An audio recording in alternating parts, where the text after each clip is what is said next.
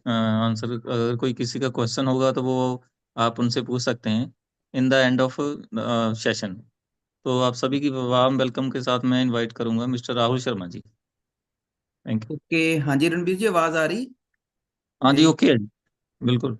Just a minute, give me 1 minute.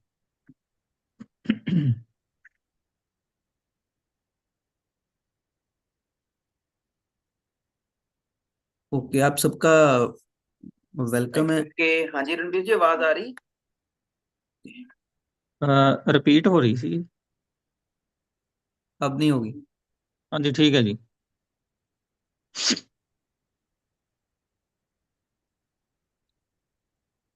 Okay. So welcome है friends आपका आज के इस सेशन में। आज हम बात करेंगे, बहुत ही इम्पोर्टेंट टॉपिक है और बहुत ही कॉमन चैलेंज आज के टाइम में, थायराइड। थायराइड ग्लैंड से रिलेटेड है। और देखेंगे थ्रू पीपीटी की क्या होता है थायराइड का माल फंक्शनिंग हो जाना, उससे क्या क्या चैलेंजेस बॉडी में आते हैं, और ये ग्लैंड कितना इंपॉर्टेंट है हमारी बॉडी के लिए। और दूसरा, इसमें हम बात करेंगे ईएसआर के बारे में। एक टेस्ट होता है जो कॉमनली डॉक्टर्स रेकमेंड करते हैं, वो क्या चेकआउट करने के लिए टेस्ट करवाया जाता है, उसका क्या मीनिंग है। और तीसरी बात करेंगे क्रेटनाइन के बारे में, जो किडनी से रिलेटेड इशू है। सो मैं चाहूंगा कि जितने भी आपके फ्रेंड्स हैं जिनको आपने इनवाइट किया था इस सेशन में, आप उनको मैसेज ड्रॉप कर सकते हैं, कॉल कर सकते हैं। और क्योंकि अभी अभी हम पीपीटी के थ्रू आपसे प्रेजेंटेशन में डिस्कस करने वाला हूँ। So just a minute.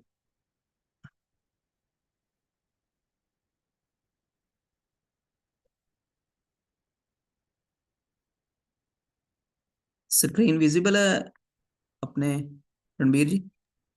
हाँ जी जी, ओके। ओके।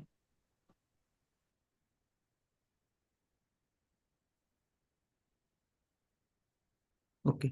सो थायराइड हेल्थ के बारे में आपसे बात करेंगे हम, कि इस ग्लैंड की हेल्थ को हम कैसे इंप्रूव कर सकते हैं। और ओके, सो हियर वी गो।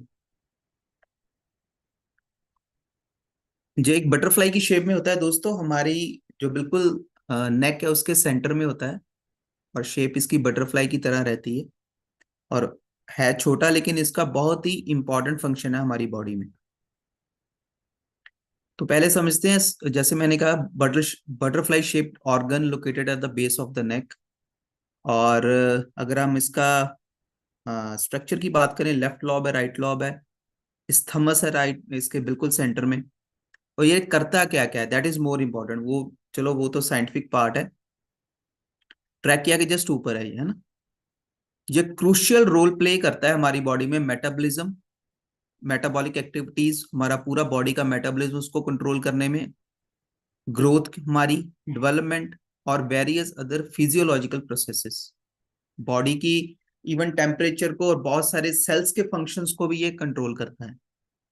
तो है तो छोटा सा ग्लैंड, लेकिन इसकी इंपॉर्टेंस बहुत ज्यादा है हमारी पूरी बॉडी में। ठीक है। और थोड़ा सा इसको समझते हैं कि कैसे कैसे थायराइड हार्मोन्स क्या क्या होते हैं। इसमें पहला T4 है, प्राइमरी फॉर्म ऑफ हार्मोन है। और जब T4 रिलीज किया जाता है ब्लड स्ट्रीम में, इसको डीआयोडाइनेशन बोलते हैं इस प्रोसेस को, कि आयोडीन का एक मॉलिक्यूल हटा देना। ठीक है।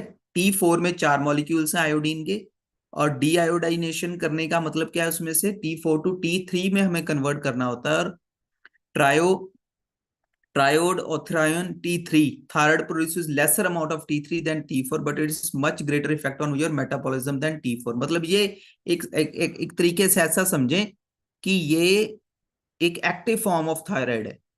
ठीक है ना।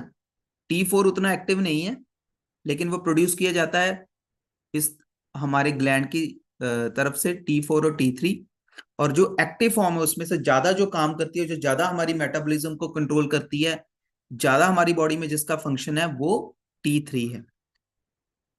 सो इसमें रिवर्स RT3 भी होता है, जिसमें रिवर्स, जिसे हम रिवर्स बोलते हैं, उसका इतना कैल्सीटोनिन क्या है? This hormone helps regulate the amount of calcium in blood stream. तो ये कैल्शियम के अमाउंट को कंट्रोल करने में हेल्प करता है।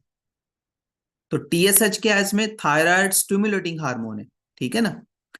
तो ये एक फीडबैक लूप की तरह काम करता है, क्योंकि पिट्यूटरी ग्लैंड जो हमारे ब्रेन में सिचुएटेड है, वो टीएसएच को रिलीज करता है, थायराइड स्टिमुलेटिंग हार्मोन को, कि वो हार्मोन को मैसेज भेजता है कि ब्लड में T4 और T3 को भेजा जाए और कैल्सीटोनिन को भेजा जाए।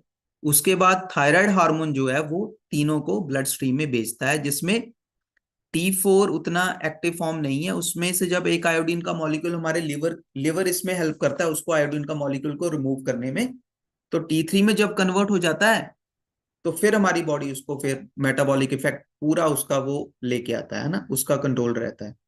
तो एक लूप की तरह ये काम करता है। अभी जब हम थायराइड का थ्रू ब्लड टेस्ट करवाते हैं तो उसमें क्या होता है कि T3, T4 और TSH ये तीनों फिगर्स आपके सामने निकल के आती हैं। सो T3 भी आपको पता चल गया क्या है, T4 क्या है उसमें, इसमें 4 मॉलिक्यूल्स हैं आयोडीन के, और उसमें से TSH क्या है, थायराइड स्टिमुलेटिंग हार्मोन है, ठीक है। तीनों का पता चल जाता है। ओके, तो थायराइड फंक्शन कैसे करता है? हाइपोथैलेमस एक ब्रेन का पार्ट है, हमारी ब्रेन में एक छोटा सा पार्ट है।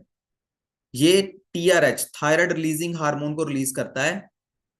Thyroid releasing hormone pituitary gland को सिक्रीट करने के लिए बोलता है, थायराइड स्टिमुलेटिंग हार्मोन को। उसके बाद TSH then stimulates the thyroid follicle cells to release thyroxine T4 and T3। वही मैंने जो आपको पिछली स्लाइड में बताया उसको थोड़ा सा और डिटेल में इन्होंने बता दिया। हाइपोथैलेमस थायराइड रिलीजिंग हार्मोन को रिलीज करता है। पिट्यूटरी ग्लैंड के लिए जो हमारी ब्रेन में ही सिचुएटेड पिट्यूटरी ग्लैंड छोटा सा होता है ग्लैंड।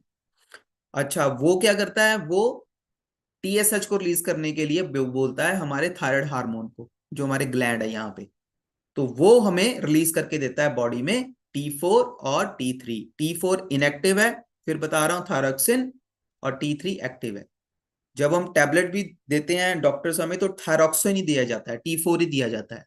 तो उसमें हमारा लिवर उसको फिर एक्टिव फॉर्म में कन्वर्ट करता है। Functions of thyroid hormone, how slow और फास्ट कैलोरीज, मतलब ये इसके फंक्शंस हैं कि आपकी बॉडी में कैलोरीज कितनी फास्ट और स्लो बर्न होंगी, ये उसके ऊपर डिपेंड करता है। एम्ब्रियो की डेवलपमेंट, जो छोटा बच्चा जब बनता है तो उसमें उसकी एम्ब्रियो की डेवलपमेंट में ये काम करता है। बॉडी के टेम्परेचर को बढ़ाने में और कम करने में, हमारी बॉडी में फूड कितनी तेजी से यूज होगा उसमें, कितनी तेजी से हमारी rate of new cells replace by old cells, कितनी तेजी से हमारी बॉडी में पुराने सेल्स की जगह नए सेल लेंगे, इसको भी ये हार्मोन इंपैक्ट करता है। मसल्स कॉन्ट्रैक्ट करते हैं, एक्सट्रैक्ट करते हैं, इसको भी ये इंपैक्ट करता है।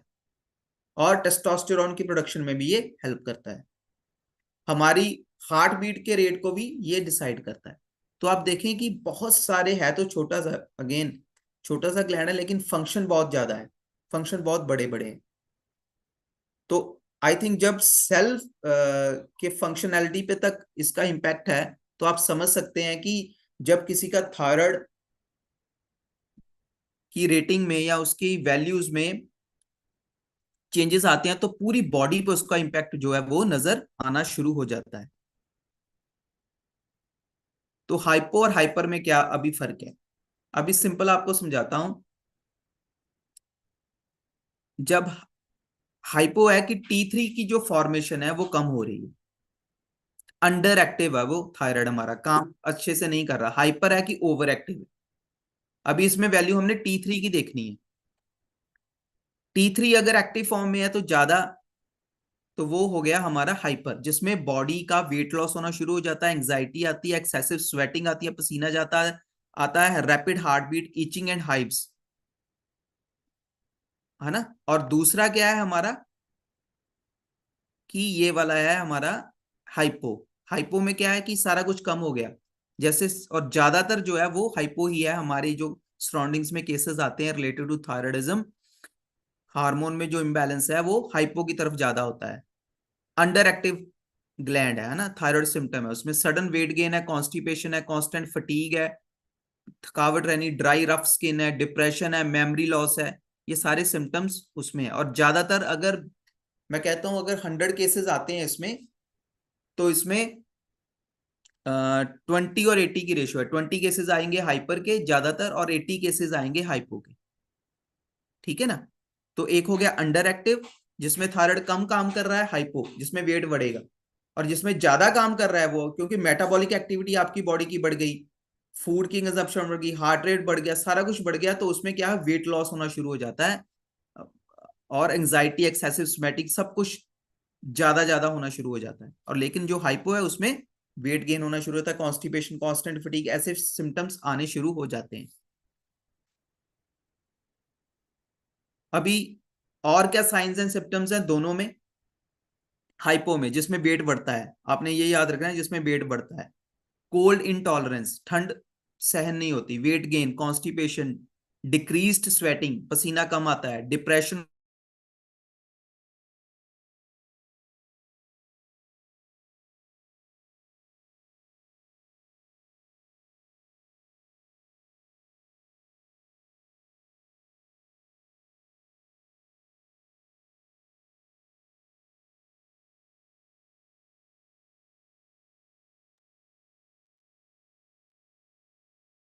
हाँ जी दोस्तों, शायद उनका कोई नेटवर्क चैलेंज है, अभी वेट करते हैं हम थोड़ी देर, दोबारा कनेक्ट करते हैं।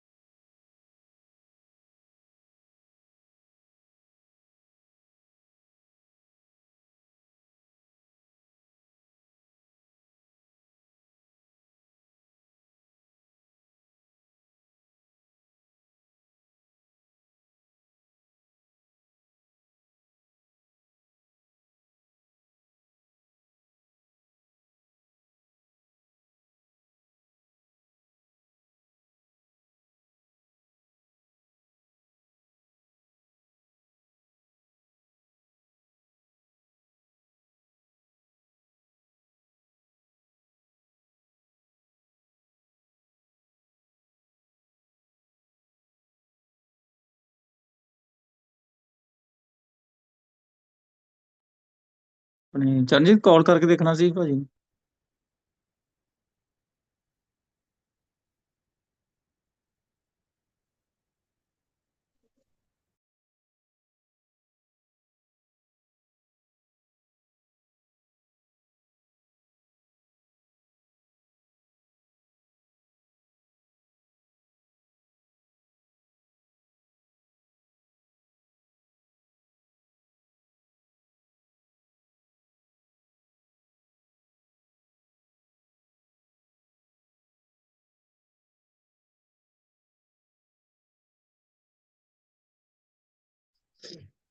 अभी राहुल सर कर रहे हैं ज्वाइन।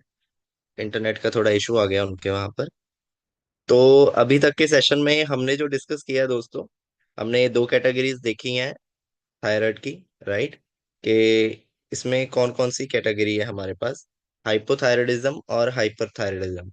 और दोनों में हमने जो डिफरेंस देखा, एक में जो मेटाबॉलिज्म है, यानी हमारी बॉडी की जो एक्टिविटीज हैं, चाहे वो डाइजेशन की हो, हार्ट बीट की हो, ठीक है, हमारी बॉडी में सेल की प्रोडक्शन और नए सेल्स का बनना और पुराने सेल्स का टूटना, जो सेल साइकिल है, अगर हाइपोथायराइडिज्म है तो स्लो हो जाता है। ठीक है, क्योंकि थायराइड इतना ज्यादा एक्टिव नहीं है तो मेटाबॉलिज्म स्लो हो गया, ये सारे प्रोसेस जो है स्लो हो जाएंगे। और दूसरा जो हाइपरथायराइडिज्म है, ये सारे प्रोसेस फास्ट हो जाते हैं, इसीलिए जो इंसान है उसमें मोटा होना स्टार्ट हो जाता है हाइपोथायराइडिज्म में, और पतला होना स्टार्ट हो जाता है हाइपरथायराइडिज्म में।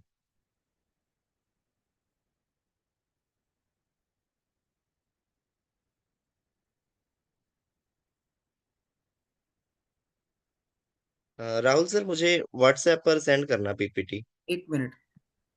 रणबीर आ रही आवाज अभी मेरी? यस, हाँ जी, ऑडिबल ओके है। है जी। ओके। वो कनेक्शन लॉस हो गया बीच में ना, बिल्कुल टूट गया कनेक्शन वाईफाई का। जस्ट ए मिनट, मैं वहीं से स्टार्ट कर दूंगा।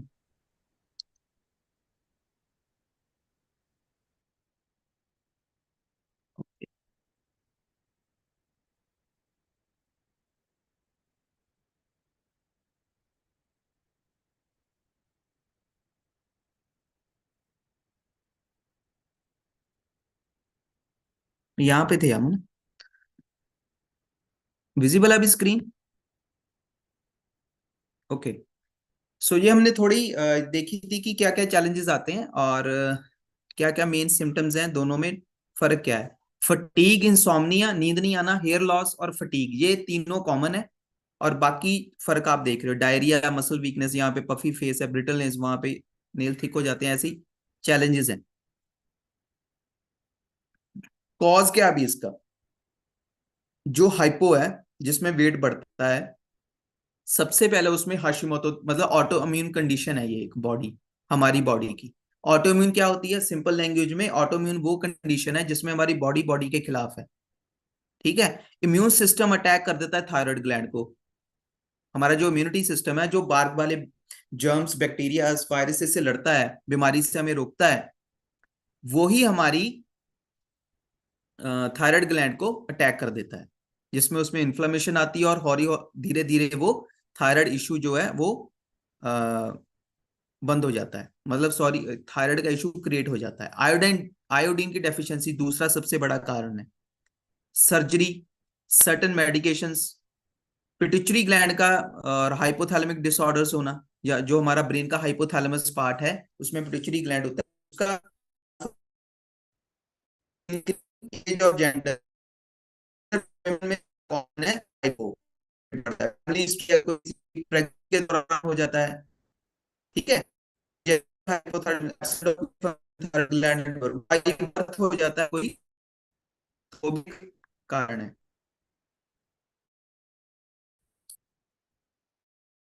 ये तो आपकी आवाज क्लियर है मेरी? सर ब्रेक हो रही है आवाज ना, ਤੁਸੀਂ ਆਪਣਾ ਆਪਣੀ ਵੀਡੀਓ ਬੰਦ ਕਰਕੇ ऑन करो, कर लो, शायद थोड़ा फर्क पै जाए। देखना,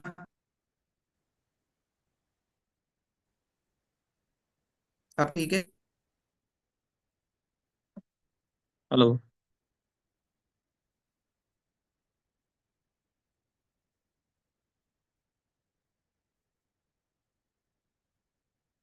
ये बनाओ नहीं है।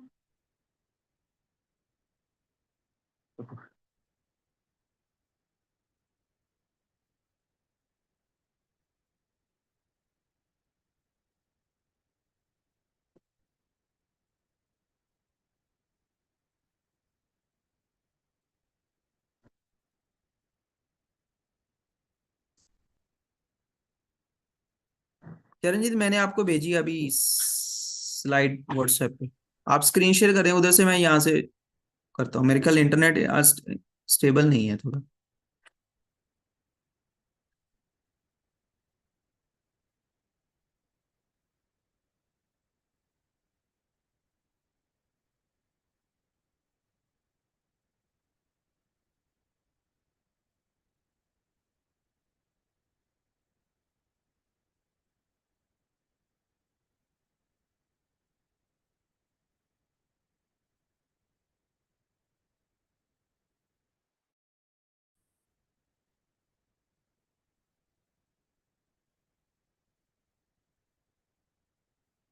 यस, यहाँ पे थे हम।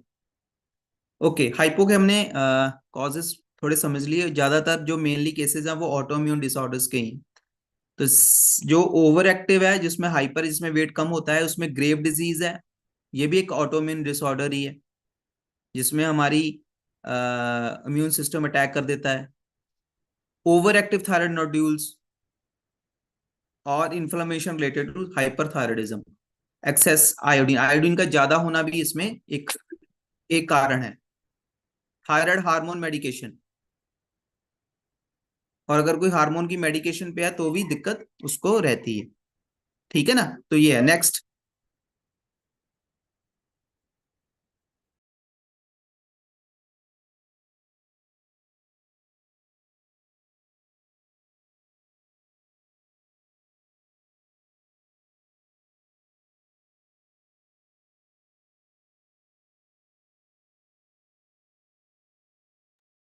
राहुल सर म्यूट हो गया। Next next next.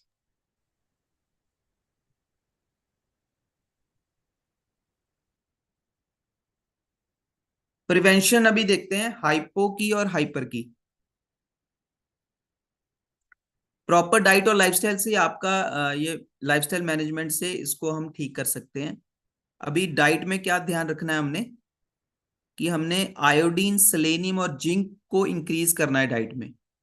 आयोडीन वाली चीजें सेलेनियम और जिंक। स्मोक को गिव अप करना है हमने, स्ट्रेस और एंजाइटी को नीचे लेके आना है एक्सरसाइज और योगा की हेल्प से। सेल्फ मेडिकेशन अवॉइड करनी है। ग्लूटन जिसमें वीट से रिलेटेड प्रोडक्ट्स हैं उनको कम करना है और इन्वायरमेंटल रेडिएशन से बचना है। और दूसरी तरफ भी वही है, क्विट करनी है स्मोकिंग। आयोडीन, ग्लूटन, सोय और कैफीन वाली चीजों को कम करना है। वही सेलेनियम, जिंक और कैल्शियम को हमने लेके आना है अपनी डाइट में।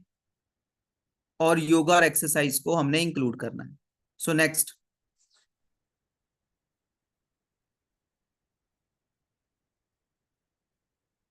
सो स्ट्रेस को मैनेज करना है, लाइफस्टाइल चेंजेस क्या करने हैं, थायराइड डिसऑर्डर को रिवर्स करने के लिए एक्सरसाइज रेगुलरली, मैनेज वेट। क्योंकि जब हाइपो की कंडीशन आती है तो वेट बढ़ता है और दूसरी कंडीशन में वेट कम होता है। तो हमें अपनी एक्सरसाइज डाइट को ऐसे ध्यान में रखना है कि हमारा वेट मैनेज रहे, एक सही उसमें रहे। एनफ स्लीप, अच्छी quality 7 to 9 hours of sleep हमने लेने की कोशिश करनी है। Next.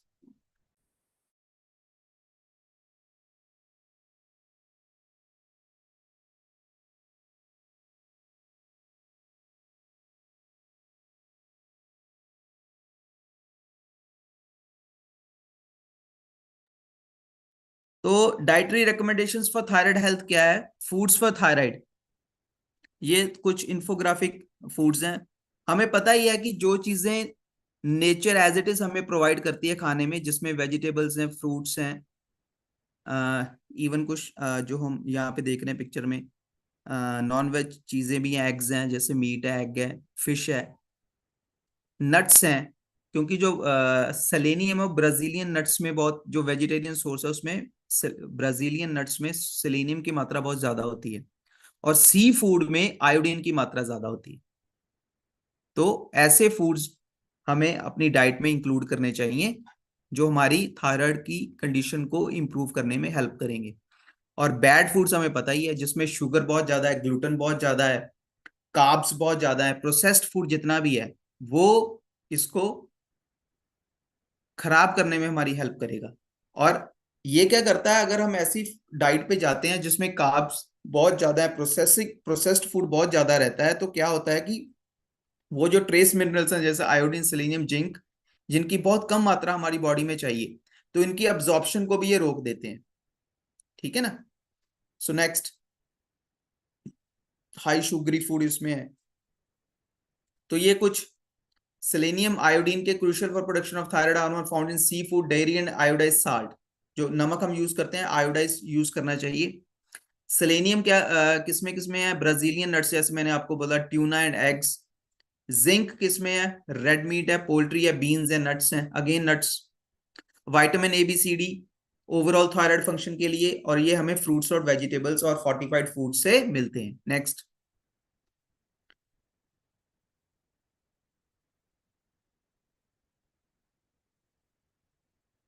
Managing thyroid condition, work with your doctor. अगर थायराइड हो गया है तो लाइफस्टाइल में एडजस्टमेंट करनी है, स्ट्रेस को मैनेज करना है, स्लीप पे ध्यान देना है, हेल्दी वेट को मैनेज करना है।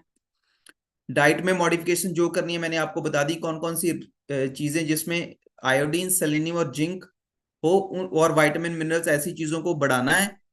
और विटामिन डी इसमें स्पेशली मैं आपको बोलूंगा दोस्तों, जो इसमें ऑटोइम्यून कंडीशन रहती है तो उसमें विटामिन डी आपका बहुत हेल्प करेगा इसको कंट्रोल करने में।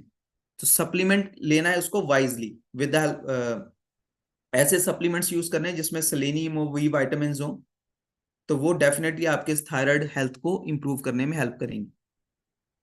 नेक्स्ट।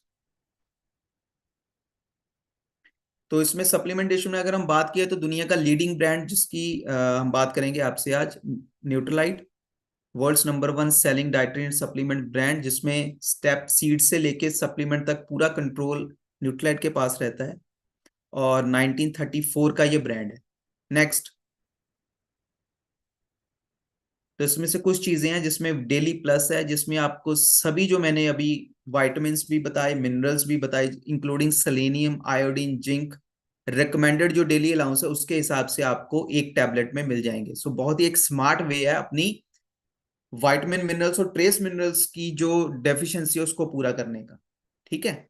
दूसरा आ गया मिल्क थिसल, क्योंकि लिवर हमारा इसमें एक्टिवली इन्वॉल्व है। लिवर कन्वर्ट करता है T4 to T3, liver convert करता है inactive form to active form. तो लिवर अगर हमारी हेल्थ अच्छी है तो वो हमारे थायराइड की ओवरऑल हेल्थ के लिए बहुत अच्छा है। तो इसमें मिल्क थिसल आपकी हेल्प करेगा। Vitamin B, again vitamin B complex, जो पूरा विटामिन बी है उस सभी का इसमें आपको प्रॉपर RDA रिकमेंडेड डोज के हिसाब से आपको मिल जाएगा। Vitamin C overall absorption of these trace minerals बढ़ाएगा। और विटामिन डी, जैसे मैंने आपको बताया कि प्राइमरी कॉज है ऑटोइम्यून डिजीज का हमारी बॉडी में, तो विटामिन डी को हमें अगर बढ़ाना है तो यहाँ पे एक कॉम्बिनेशन हमें मिलता है विटामिन D3 प्लस K2 का। ठीक है ना। तो जबरदस्त ये सप्लीमेंट्स हैं जिसको आप थायराइड हेल्थ के लिए इंक्लूड कर सकते हैं। नेक्स्ट, कंक्लूजन एंड की टेक अवेज क्या है दोस्तों? बहुत ही इंपॉर्टेंट हेल्थ है आपकी ये थायराइड हेल्थ। जैसे मैंने बताया कि जो हार्मोन आपके सेलुलर लेवल पे जाके कंट्रोल करता है चीजों को, तो वो उसकी इंपॉर्टेंस तो आप समझ ही सकते हैं। थायराइड फ्रेंडली लाइफस्टाइल, जिसमें हम सभी बात कर ही चुके हैं, diet, sleep, exercise, yoga, meditation और सप्लीमेंट वाइजली। तो ये हमें 4 जो की टेकअवेज हैं ये हमें घर लेके जाने हैं अपने साथ।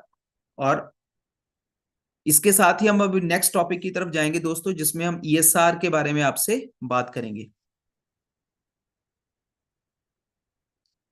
एरिथ्रोसाइट सेडिमेंटेशन रेट टेस्ट, इसमें डॉक्टर्स आपको लिख के देते हैं अपने ESR चेक करवाइए।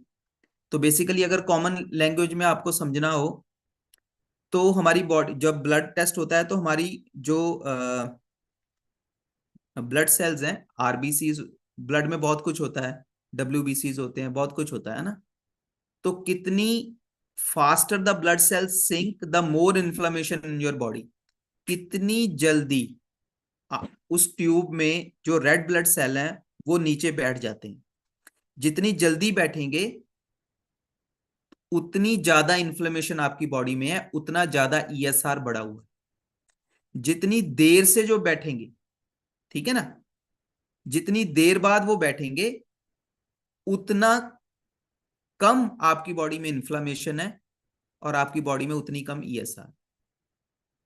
तो समझने के, आसानी से समझने का ये तरीका है।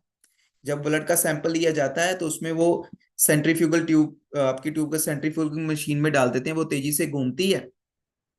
तो उसमें क्या होता है कि जो हैवी चीजें हैं वो नीचे बैठ जाती हैं, लाइटर ऊपर। तो कितनी देर बाद वो जो रेड ब्लड सेल्स हैं वो नीचे, ओके रिपीट कर देता हूं। जैसे आपने ब्लड दिया तो वो सैंपल को लेके एक ट्यूब में डालती है और वो सेंट्रीफ्यूगल मशीन जो बहुत तेजी से घूमती है, आपने देखी भी होगी, उसमें लैब्स पे होती है वो। तो जितनी, देखो, the faster the blood cell sink, जितनी जल्दी वो नीचे बैठ जाएंगे उतनी ज्यादा इन्फ्लेमेशन है, उतना ज्यादा बढ़ा हुआ आपका ESR। उसमें आपकी रिपोर्ट आएगी 30, 40, 50, 60 ऐसे बढ़ी हुई आएगी। और जितनी देर बाद वो बैठेगा नीचे, जितना टाइम ज्यादा लगेगा उसको बैठने में, उतना कम ESR है। ठीक है। तो ये दर्शाता क्या है या बताता क्या है, आपकी बॉडी में अगर बढ़ा हुआ है तो मान लो इसकी जो रिकमेंडेड एक रेंज है उसमें ज्यादा आता है, तो क्या है वो कि आपकी बॉडी में इन्फ्लामेशन बहुत ज्यादा है, सोजिश, जिसको आप ऐसा समझ लें, सोजिश है अंदर पूरी बॉडी में, इन्फेक्शन है पूरी बॉडी में। अगर सोजिश है पूरी बॉडी में, इन्फ्लामेशन है तो भी बढ़ा हुआ आएगा, इन्फेक्शन है बैक्टीरियल, फंगल, वायरल तो भी बढ़ा हुआ आ सकता है, ऑटोइम्यून डिजीज है कोई बॉडी में, खास करके रूमेटॉइड आर्थराइटिस है तो भी बढ़ा हुआ आएगा, और प्रेगनेंसी है, कैंसर है तो भी बढ़ा हुआ है। तो इसमें मल्टीपल चीजें डॉक्टर को क्लियर हो जाती हैं फिर वो अगेन आपके सिम्टम्स के बेस के ऊपर वो नेक्स्ट आपको पूछते हैं, क्वेश्चनिंग करते हैं और फिर अपनी मेडिकेशन आपको देते हैं, या फर्दर कोई टेस्ट करना होता है तो करते हैं। तो मेन क्या पता चलता है इसमें, इन्फेक्शन बॉडी में कितनी है आपके, दूसरा पता चलता है इन्फेक्शन नहीं है तो इन्फ्लेमेशन कितनी है, तीसरा पता चलता है कि कोई क्रॉनिक डिजीज तो नहीं, किडनी डिजीज तो नहीं है आपको, चौथा पता चलता है ऑटो इम्यून प्रॉब्लम तो नहीं है, गठिया हो गया और कई प्रॉब्लम्स हैं ऑटो इम्यून है जिसमें सोरायसिस है, गठिया है और कई चीजें, जैसे हशीमोतो, अभी हमने थायराइड का भी देखा, प्रेगनेंसी के दौरान भी इवन ईएसआर बढ़ जाता है कई बार लेडीज में, और कैंसर। ठीक है, सो ये था ईएसआर टेस्ट के बारे में।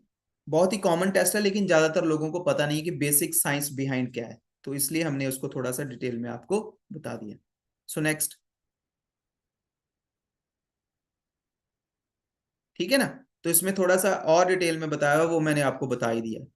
तो ये बताता क्या क्या है, दो तरह की इन्फ्लेमेशन बताता है, एक्यूट और क्रोनिक। एक्यूट है तो जिसका टाइम पीरियड कम है, जो ठीक हो जाएगी। क्रोनिक है जो बहुत लंबे समय से है। ठीक है, तो एलर्जिक रिएक्शन हो तो भी हमारी बॉडी में इन्फ्लेमेशन हो जाती है, एलर्जी हो जाएगी, फ्रॉस्ट बाइट हो गया किसी को बर्फ से, जिसे आप समझते हैं, केमिकल इरिटेंट्स है, इन्फेक्शन है, बर्न है, ट्रॉमा है, कट्स है और स्टैबिंग है, कोई जख्म हो गया हमारी बॉडी में तो हमारी बॉडी में इंटरनल इन्फ्लेमेशन बढ़ जाती है। तो दूसरी तरफ आ गया क्रॉनिक, जो लंबी बीमारी को दर्शाता है। इसमें कार्डियोवेस्कुलर डिजीज, हार्ट से रिलेटेड, रेमेटॉइड आर्थराइटिस, गठिया जिसे हम बोलते हैं, ऑटो इम्यून डिजीज और कोई भी हो सकती है, न्यूरोलॉजिकल डिजीज हो सकती है नर्व से रिलेटेड या ब्रेन से रिलेटेड, और कैंसर। ये दो तरह की इन्फ्लेमेशन को दर्शाता है। नेक्स्ट, अभी आगे क्रेटिनिन टेस्ट के ऊपर, ये भी ब्लड के थ्रू होता है और मेनली इसमें जब हम एलएफटी, आरएफटी, एलएफटी होता है लीवर फंक्शन टेस्ट और आरएफटी होता है रीनल फंक्शन टेस्ट, जो किडनीज का टेस्ट होता है, उसमें इसको टेस्ट किया जाता है। तो step one, process of creatinine test क्या है। स्टेप वन है detection, it detects diabetes complications, diabetes के रिलेटेड कॉम्प्लिकेशन। डायग्नोस क्या करता है, it helps to diagnose kidney disease, kidney disease को डायग्नोस करने में ये हेल्प करता है। इवेल्युएशन क्या होती है इसमें, स्टेप थ्री में valuation of kidney, liver and overall body health. फिर नंबर 4 पे helps to rule out any disorder, और पांचवा मॉनिटरिंग। ठीक है, तो सीरम क्रेटिनिन टेस्ट इसे बोला जाता है, ब्लड से लिया जाता है। असेस किडनी फंक्शन, जब आरएफटी करते हैं तो वो ब्लड सैंपल लेते हैं। और हाई क्रेटिनिन, अभी क्रेटिनिन पैदा कैसे होता है हमारी बॉडी में, एक तो एक किडनी का वेस्ट की तरह आप इसके ले सकते हैं, और दूसरा जब मसल टूटते और बनते हैं हमारी बॉडी में, उससे ये क्रेटिनिन पैदा होता है। ठीक है, एक तो हो गया एक्सेसिव प्रोटीन से, जो अनडाइजेस्टेड प्रोटीन है उससे, और दूसरा हो गया हमारी बॉडी में जब मस्कुलर फॉर्मेशन हो रही है और नए सेल बन रहे हैं, नए मसल्स बन रहे हैं, टूट रहे हैं, उससे बनता है। ठीक है, तो सिम्टम्स क्या है हाई क्रेटिनिन, अगर अब आपकी बॉडी में आपने टेस्ट करवाया तो इसकी यूजुअली रेटिंग 1 से नीचे आती है, 0.4, 0.5, 0.6, 0.8, 0. जैसे 1 से ऊपर चली जाती है तो फिर डॉक्टर आपको बोलते हैं कि आप खतरे की रेंज में चले गए हो। ठीक है, तो सिम्टम क्या है इसके, स्वेलिंग, सोजिश आ जानी, एग्जॉशन, जल्दी थक जाना, लॉस ऑफ एपेटाइट, भूख का ना होना, नोजिया, चक्कर जिसे हम बोलते हैं, या इचिंग, खारिश, फ्लक्चुएटेड यूरिनेशन और फ्रीक्वेंसी। ठीक है ना, सो यूरिनेशन प्रॉपर ना होना। Next,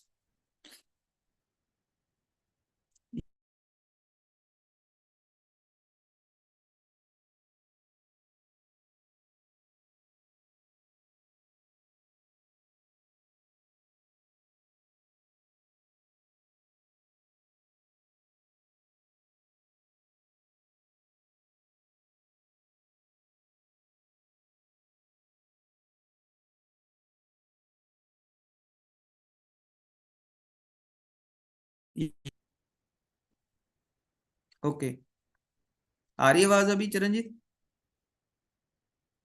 okay, so supplement to reduce inflammation, क्योंकि इन्फ्लामेशन से रिलेटेड ये सारा कुछ, तो इसमें omega 3, vitamin D, anti inflammatory जो भी चीजें हैं, और विटामिन बी, यीस्ट प्लस, ये तीनों थायराइड के केस में भी दोस्तों हमने देखा है कि ओमेगा 3 का बहुत ही जबरदस्त रोल है। अगर किसी का थायराइड ग्लैंड, क्योंकि ग्लैंड से रिलेटेड है ना, हार्मोनल इम्बैलेंस से रिलेटेड ही चीज है वो थायराइड भी, तो पिट्यूटरी ग्लैंड से लेके थायराइड ग्लैंड तक सभी ग्लैंड्स इन्वॉल्व हैं। तो ओमेगा 3 हमारे हार्मोनल इम्बैलेंस को कंट्रोल करने में बहुत ज्यादा हेल्प करता है। तो इसके लिए ओमेगा 3 इस केस में भी इन्फ्लामेशन को क्योंकि एंटी इन्फ्लामेटरी है।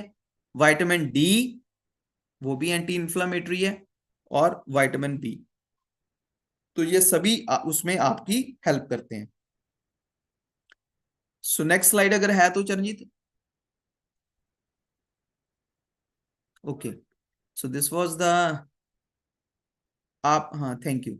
और अगर कोई क्वेश्चन है तो आप अपना पूछ सकते हैं। तो आज थोड़ा सेशन हमारा, ओके, इंटरनेट की वजह से आज थोड़ा सेशन ब्रेकअप हुआ, उसके लिए हम आपसे क्षमा के याचक हैं, सॉरी फील करते हैं, क्योंकि टेक्नोलॉजी है तो कभी ना कभी ग्लिच कोई ना कोई रहता है। तो नो वरीज, और आई होप कि आपको अ, इस सेशन में आपकी नॉलेज में, ओवरऑल हेल्थ के बारे में नॉलेज में कुछ बढ़ोतरी हुई होगी। और अगर कोई डाउट्स हैं, कोई क्वेश्चंस है, तो आप अभी पूछ सकते हैं। You can raise your hand, और आप चैट्स में चैट बॉक्स में लिख सकते हैं। ਰਾਹੁਲ ਜੀ ਮੇਰਾ ਇੱਕ क्वेश्चन है जी। हाँ जी, हाँ जी। ਜਿਸ ਤਰ੍ਹਾਂ ਅੱਜ ਆਪਾਂ ਇੱਕ ਕਾਮਨ ਚੀਜ਼ ਦੇਖ ਰਹੇ ਹਾਂ ਆਇਓਡੀਨ ਨੂੰ ਲੈ ਕੇ ਕਿ ਇੱਕ ਰੌਕ ਸਾਲਟ ਹੈ ਉਹਦਾ ਬੜਾ ਕਹ ਲਓ ਵੀ ਟ੍ਰੈਂਡ ਹੈ ਕਿ ਆਪਣੀ ਡਾਈਟ 'ਚ ਤੁਸੀਂ ਵਾਈਟ ਜਿਹੜਾ ਸਾਲਟ ਹੈਗਾ ਉਹਨੂੰ ਐਲੀਮੀਨੇਟ ਕਰੋ ਤੇ ਰੌਕ ਸਾਲਟ ਨੂੰ ਐਡ ਕਰੋ। ਤੇ ਕੀ ਇਹ ਜਿਹੜਾ ਰੌਕ ਸਾਲਟ ਹੈਗਾ ਇਹ ਆਪਾਂ ਜਿਹੜੀ ਸਾਡੀ ਬੋਡੀ ਦੀ ਡੇਲੀ ਰਿਕੁਆਇਰਮੈਂਟ ਹੈਗੀ ਉਹਨੂੰ ਮਤਲਬ ਆਇਓਡੀਨ ਦੀ ਉਹਨੂੰ ਪੂਰਾ ਕਾਮਨ ਕਰ ਦਿੰਦਾ ਹੈ ਕਿ ਜਾਂ ਕੋਈ ਇਹਦੇ ਵਿੱਚ इक्वली है? इसमें ऐसा है, देखिए रणबीर जी, जो रॉक साल्ट है उसमें भी बहुत सारे मिनरल्स पाए जाते हैं, ठीक है ना। और लेकिन उसमें एक दिक्कत भी है रॉक साल्ट में, कि उसमें दिक्कत तो चलो दोनों में है, लेकिन उसमें क्या है कि वो इतना इंडस्ट्रियलाइज प्रोसेस से नहीं बना हुआ, तो उसमें भी इवन हैवी मेटल्स फाउंड होती हैं, ठीक है। लेकिन यहाँ पे जो हम आयोडाइज साल्ट यूज करते हैं, सोडियम क्लोराइड जिसे हम बोलते हैं, सफेद नमक जो हम यूज करते हैं, आयोडाइज्ड अगर वो आ रहा है, तो वो अगर हम लिमिट में भी यूज, कोई मतलब, दोनों में एक चीज ये है कि सॉल्ट का इंटेक एक लिमिट अमाउंट में होना चाहिए। और अगर हम आयोडाइज सॉल्ट वाइट को भी लिमिट अमाउंट में यूज करते हैं तो उसका भी कोई इल इफेक्ट नहीं है। लेकिन कोई सा भी सॉल्ट हो, अगर रॉक सॉल्ट भी है और ये भी है, वाइट सॉल्ट भी है, और काफी तरह के सॉल्ट्स और भी, पिंक सॉल्ट भी अवेलेबल है अभी तो मार्केट में, तो अगर उसको भी हम ज्यादा अमाउंट में कंज्यूम करेंगे तो वो हमारी हेल्थ के लिए अच्छा नहीं है, ठीक है ना। तो प्रेफरेबली जो आयोडाइज सॉल्ट है, इस केस में, इन केस ऑफ आयोडीन, वो ही प्रेफरेबल है इन in limited amount.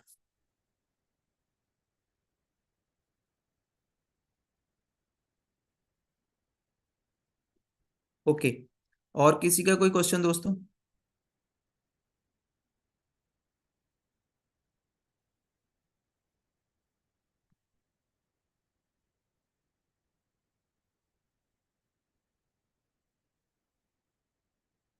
Hypothyroid and thyroxine should be, in case of hypothyroidism, जिन्होंने भी ये क्वेश्चन पूछा बहुत ही बढ़िया है। थायरॉक्सिन आपको स्टार्टिंग में जो डोज रिकमेंडेड डॉक्टर ने बताई हुई है, वो तो स्टार्टिंग में आपको थोड़े पीरियड के लिए वैसे ही चलना होगा, क्योंकि अचानक से आप बंद नहीं कर सकते जो आर्टिफिशियल थायरॉक्सिन आप ले रहे हैं। लेकिन हाइपोथायराइडिज्म के केस में जैसे हमने आपको बताया, एक तो ओवरऑल आपने जो अपना लाइफस्टाइल है, स्लीप पैटर्न हो गया, डाइट हो गया, एक्सरसाइज, योगा, मेडिटेशन, ये तो सारा कुछ है। उसमें जो सप्लीमेंट्स हमने आपको रिकमेंड किए थे, जिसमें मल्टीविटामिन था, मिल्क थिस्टल था, और विटामिन डी था, और साथ में आप इंक्लूड कर सकते हैं अगर आप चाहते हैं तो ओमेगा 3 को भी, ठीक है ना। तो ये 3-4 चीजें अगर आप लेते हैं और साथ में अपनी डाइट को ठीक करते हैं तो आपको बहुत ज्यादा हेल्प होगी।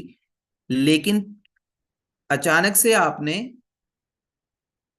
थायरोक्सिन जो आप ले रहे हैं टैबलेट्स उसको बंद नहीं करना है। उसकी डोज को हमने धीरे धीरे, जैसे वो धीरे धीरे बढ़ी थी, उसको वैसे ही हमने धीरे धीरे धीरे कम करना है। आई होप कि आपका आंसर मैंने दे दिया।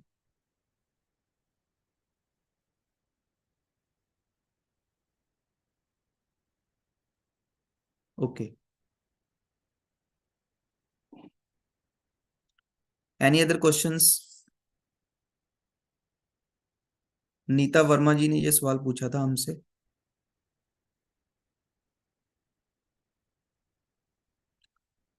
ठीक है रणबीर जी, फिर गौरव जी हैं सेशन में?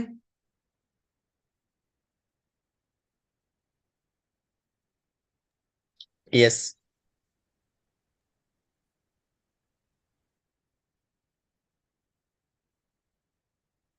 रणबीर जी आपका अनम्यूट नहीं हो रहा।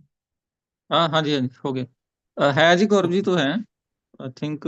आप बुला लें उन्हें और फिर उसके बाद अगर कोई होगा तो फिर हम बात ठीक है, कर लेंगे। ओके जी।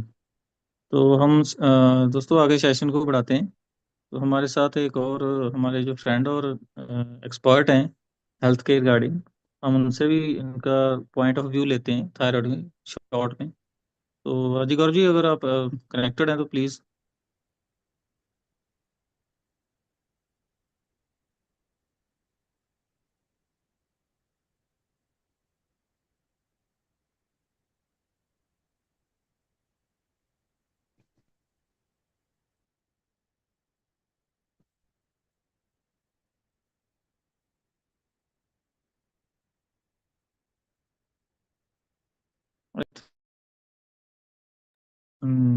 चैलेंज नेट का शायद।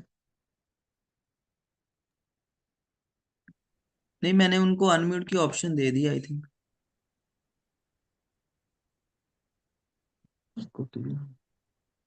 एक मिनट, भेजिए मैंने अनम्यूट की ऑप्शन।